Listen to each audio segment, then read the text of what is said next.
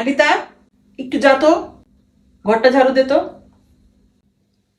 আরে আম্মু, আমার একটু তো ইজ্জত দিবা, একটু ইজ্জত সম্মান দাও। আমি এখন কলেজে পড়ি, আমি কত ভালো একটা স্টুডেন্ট, আমি যে ঘর ঝাড়ু দিব?